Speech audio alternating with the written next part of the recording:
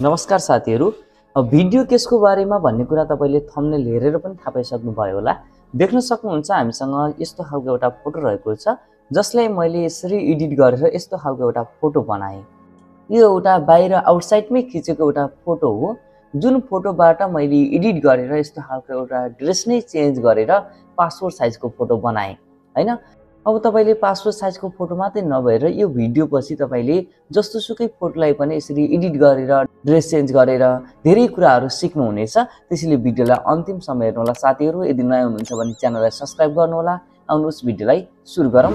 सुरुमा त हामीसँग यस्तो खालको एउटा फोटो हुनु पर्यो हैन, जुन फोटोबाट हामीले ड्रेस चेन्ज गर्ने हो त्यस्तो खालको एउटा फोटो हुनु पर्यो। मैले यसलाई फाल्दिन्छु, यो एडिट गरेको फोटोमा फाल्दिन्छु। मैले सुरुबाट बनाउने छु तपाईलाई सिकाउनको लागि। यसलाई मैले यसरी क्लोज गर्दिए। हामीसँग जुन एडिट गर्ने फोटो त छँदै छ। अब हामीले जुन ड्रेस चेन्ज गर्नको लागि त हामीसँग ड्रेस चाहियो, त्यो चाहिँ तपाईले गुगलमा गएर सर्च गरेर ल्याउनु पर्ने हुन्छ। मसँग चाहिँ अलरेडी डाउनलोड गरेको छँदैछ, मैले त्यसलाई ओपन गर्छु।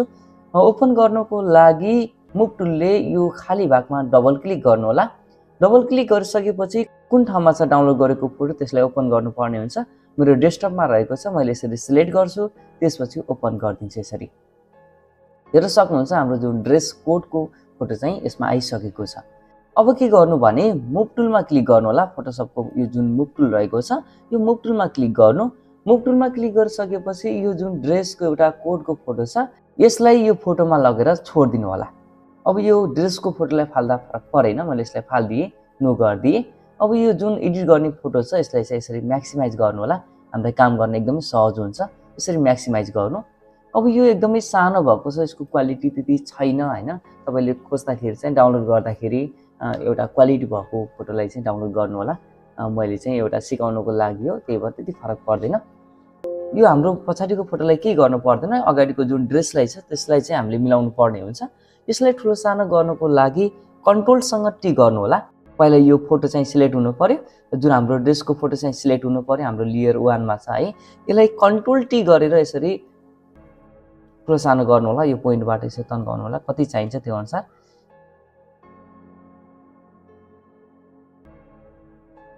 अहिले यो कन्ट्रोल टी गरे यस्तो भएको, यसलाई इन्टर गर्छौं भने यसको क्वालिटी आउँछ नि। अब यसलाई हामीले जुम गरौँ। जुम गर्दा अलिकति काम गर्न सहज हुन्छ। कन्ट्रोलसँग प्लस प्लस गरेर यसरी जुम गर्नु होला।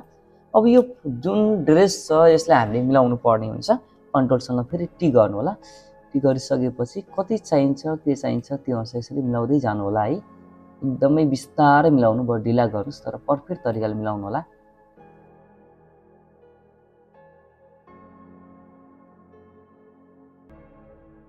मैले तपाईलाई पछि एडिट गर्ने कुराहरू पनि सिकाउने छु है साथीहरु। यस जुन फेस छ यसलाई गोरो कसरी बनाउने, त्यसपछि दागहरू कसरी हटाउने, सबै कुराहरू तपाईलाई म सिकाउने छु अहिले। जुन ब्याकग्राउन्डको कुराहरू भयो हैन। यो भिडियोलाई चाहिँ अन्तिमसम्म हेर्नु होला साथीहरु।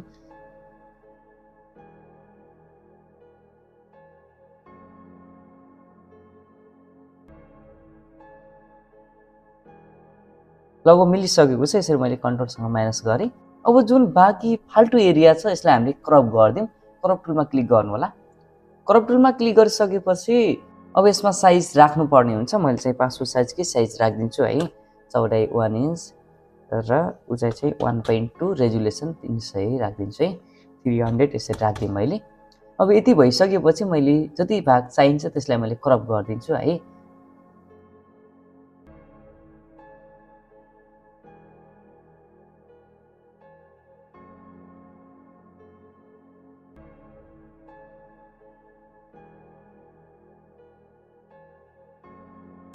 इन्टर गर्दिनु। इन्टर गरिसकेपछि हाम्रो फाल्टु स्पेस चाहिँ जानेछ है।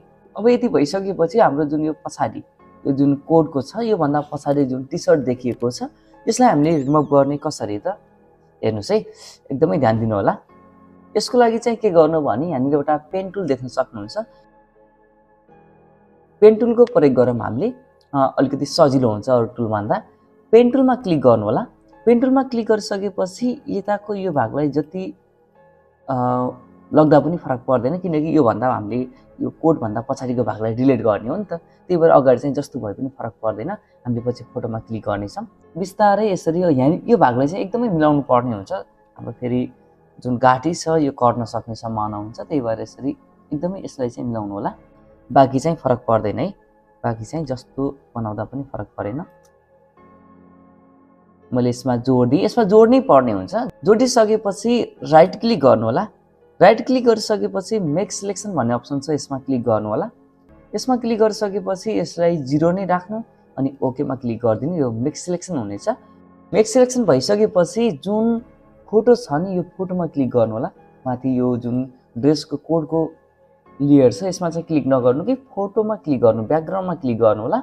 त्यसपछि हामीले सेम कलर ब्याकग्राउन्डमा जुन कलर छ त्यही कलर राख्नुपर्ने हुन्छ। त्यसको लागि चाहिँ हामीले एउटा पिक टुल भन्ने छ, यो पिक टुलको प्रयोग गर्नु। यसरी जुन कलर लग्ने त्यो ठाउँमा क्लिक गरिदिनु। अहिले यसमा ब्ल्याक कलर छ, हेर्न सक्नुहुन्छ। मैले यसमा क्लिक गर्न बित्तिकै यो व्हाइट कलर जुन कलरमा मैले क्लिक गरेँ त्यो कलर यसमा आइसकेको छ। अब त्यसपछि यो कलर फिल गर्नको लागि किबोर्डमा रहेको अल्टसँग, सुन्नुहोस् है, अल्टसँग ब्याक स्पेस प्रेस गरिदिनु। यसरी सेतो कलर फिल हुनेछ। कन्ट्रोलसँग डी गर्नु, डिसिलेक्ट गर्नु। अब यसलाई हामीले जुम गरौँ। यसरी जुम गरिसकेपछि हाम्रो थोरै डिफ्रेन्ट टाइपको देखेको छ। अब यसलाई हामीले यो हिलिङ ब्रस टुलको प्रयोग गरेर मेटाउनेछौँ। हिलिङ ब्रस टुलमा क्लिक गर्नु होला। यसमा क्लिक गरिसकेपछि यस्तो खालको एउटा सेप आउनेछ। ठुलो सानो गर्नु छ भने किबोर्डमा रहेको पी भन्दा यतापट्टिको है ठुलो जुन ब्र्याकेट हुन्छ, हाम्रो ओपन ब्र्याकेटले सानो हुन्छ, क्लोज ब्र्याकेटले ठुलो हुन्छ। जति चाहिन्छ त्यो अनुसार बनाउनु होला। यसरी यसको सेप आकार बनाउनु होला। बनाइसकेपछि कुन ठाउँको कलर लग्ने, हामीले यो सेतो कलर लगेर यताको यो डिफ्रेन्ट कलरलाई छोप्ने हो नि त। त्यही भएर अल्टसँग सेतो कलरमा क्लिक गर्ने, यसरी जुन कलर लग्ने त्यो कलरमा क्लिक गर्नु होला।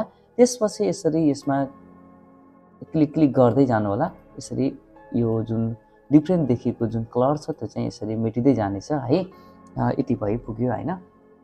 ल अब त्यसपछि हामीले यताको साइडको पनि हामीले हटाउनु पर्ने छ। त्यसको लागि सेम प्रोसेस रहेको छ।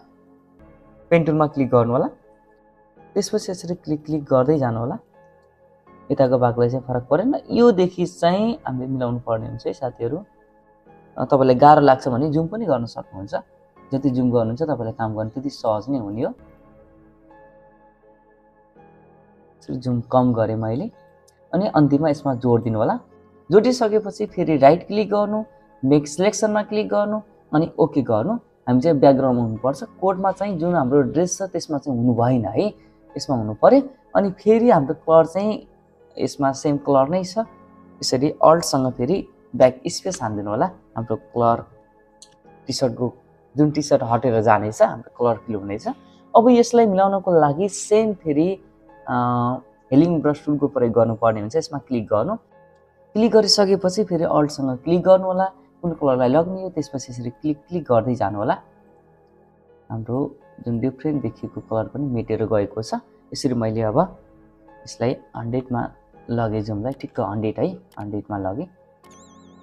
यसरी हाम्रो ट्याक्क एउटा फोटो बनिसकेको छ। अब यसलाई हामीले एडिट गर्नुपर्ने छ। जुन यसको जुन फेस छ त्यसलाई एडिट गर्नेछौँ हामीले। यसलाई एडिट गर्नको लागि हामी ब्याकग्राउन्डमै जानुपर्ने हुन्छ। ब्याकग्राउन्डमै, किनकि हामीले ब्याकग्राउन्डमा छ नि त हाम्रो फोटो त ब्याकग्राउन्डमा छ, त्यही भएर यो ब्याकग्राउन्डलाई नै सिलेक्ट गरेको हुनुपर्ने छ। अब त्यसपछि पहिला इमेज मेनुमा जानु होला।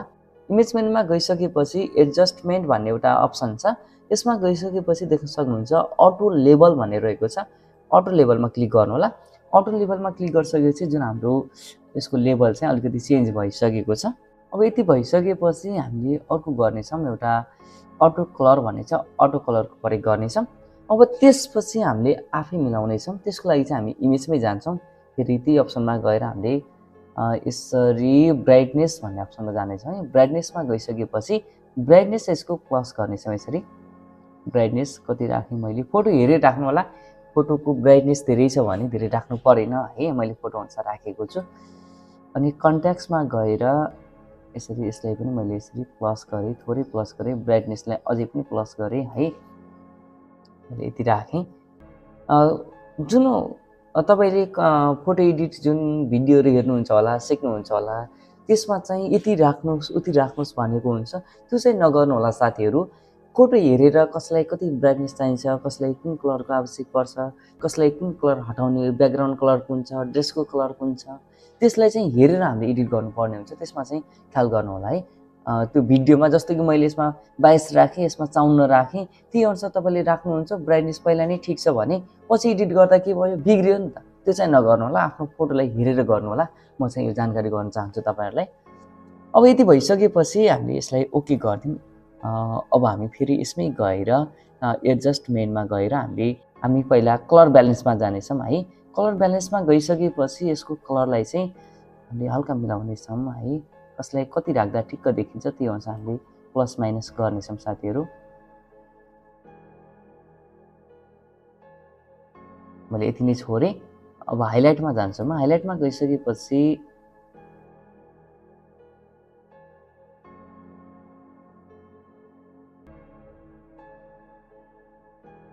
ल यति भयो। अब त्यसपछि म फेरि यसमै गएर अर्को अप्सन सेचुरेसनमा जान्छु है।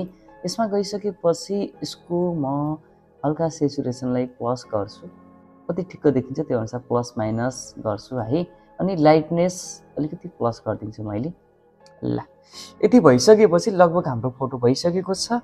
अब यसको जुन दागहरू छ त्यसलाई हटाउनु पर्यो भने त्यति त परेन, त्यही पनि हटाउनु छ भने हेलिङ टुलको प्रयोग गर्नु होला।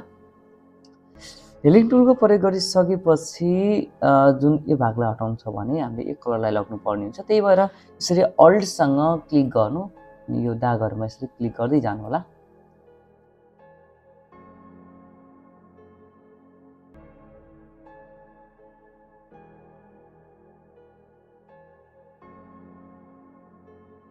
ल मैले यसलाई फेरि 100मा लगेँ है। 100मा जुम लगेँ। हेर्न सक्नुहुन्छ हाम्रो फोटो अघि कस्तो थियो, अहिले कस्तो भइदियो। आफै यसको डिफ्रेन्स छुट्याउन सक्नुहुन्छ। अब यसमा धेरै कुराहरू छ, ब्याकग्राउन्डहरूको कुराहरू भयो होइन। त्यसलाई ब्याकग्राउन्डलाई नै हटाउनुहुन्छ भने म्याजिक टुलले क्लिक गर्न सक्नुहुन्छ, किनकि एउटा सेतो कलर नै छ होइन। एउटै कलर छ भने म्याजिक टुलले सिलेक्ट गर्नु होला, ब्याकग्राउन्डमा क्लिक गरिदिनु, ब्याकग्राउन्ड सिलेक्ट हुनेछ। अब ब्याकग्राउन्ड सिलेक्ट भइसकेपछि हामीले यो कुन कलर राख्ने हो, कुनै एउटा कलर लग्नुपर्ने हुन्छ। मैले यसरी यस्तो खालको एउटा कलर लगेँ। अब ब्याकग्राउन्डको कलर लगिसकेपछि हामीले कन्ट्रोलसँग ब्याक स्पेस गर्नुपर्ने हुन्छ। यसरी ब्याकग्राउन्डमा एउटा कलर जानेछ। यसरी हामीले सहजै तरिकाले एउटा फोटोको ड्रेस चेन्ज गरेर हामीले सिम्पल एडिट गर्न सक्नेछौँ।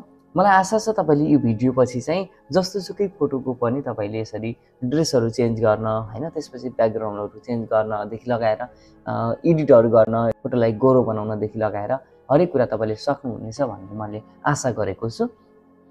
अब यो फोटो एउटा भइसकेपछि तपाईँले यस्तै तरिकाले एउटा पेजमा धेरैवटा फोटो राखेर पासपोर्ट साइजको फोटो पनि क्रिएट गर्न सक्नुहुन्छ। यदि पासपोर्ट साइजको फोटो कसरी बनाउने त्यो थाहा छैन भने तपाईँले भिडियो हेर्न सक्नुहुन्छ। मैले च्यानलमा भिडियो राखेको छु, कम्प्युटर सम्बन्धी धेरै भिडियोहरू च्यानलमा अपलोड भइसकेका छन्। तपाईँले आवश्यक अनुसारका भिडियोहरू हेर्न सक्नुहुन्छ साथीहरू। यस्तै कम्प्युटर सम्बन्धी नलेजको लागि च्यानललाई सब्सक्राइब गर्नुहोला साथीहरू। धन्यवाद।